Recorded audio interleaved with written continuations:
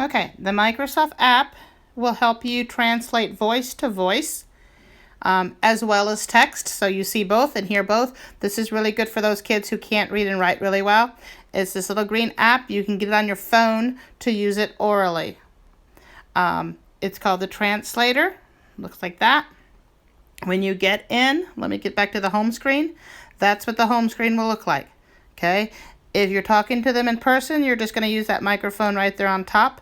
If you're going virtual, from phone to phone in your distance, you're going to use the two little people here to the side.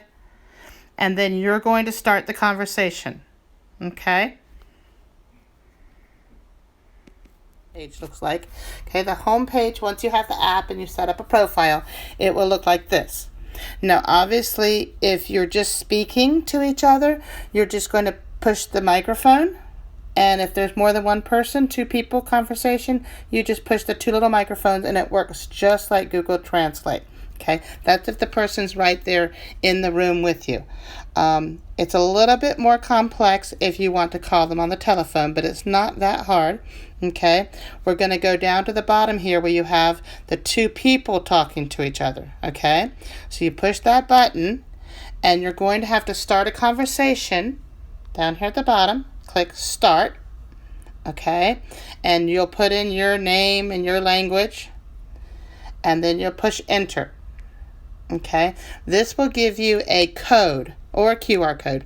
The code is what you've got to get to the family that you're trying to communicate with, so that's the hard step. But like I said, once they've done this once, they'll know what they're doing and it would totally make sense.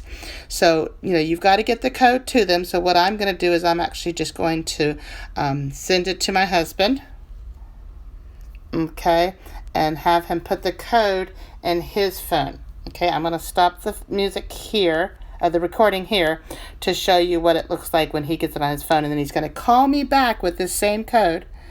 So when I enter here, you see there's a conversation. Okay, that's what he's got. The code will come back and tell me when he's online.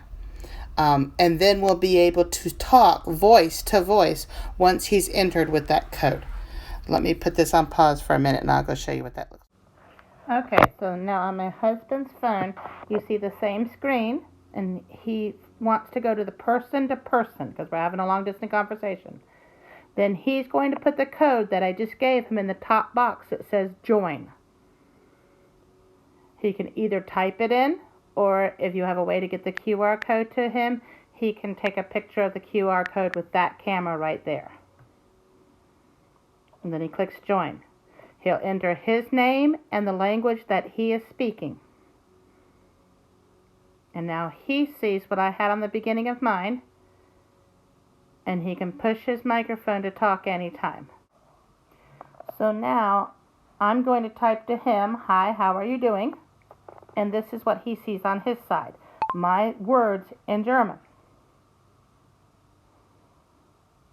And he spoke. You can't hear him, but he spoke on his side and said that he's doing good. And on my side, I can see that he wrote, "I'm fine, thank you." I'll put that back in there for you a minute. Let me show you what else he says. I told him that I needed him to come to school on Friday to pick up some things. Again, he's getting the conversation in German. He can hear it as well as see it. And he's speaking his answer, which I can hear as well as see. Okay, and you see he's right here, the red one that says S3, sample 3. Okay, now I can talk with him. He's got a microphone on his side, I've got a microphone on my side, and we can talk back and forth. Let's see how this works.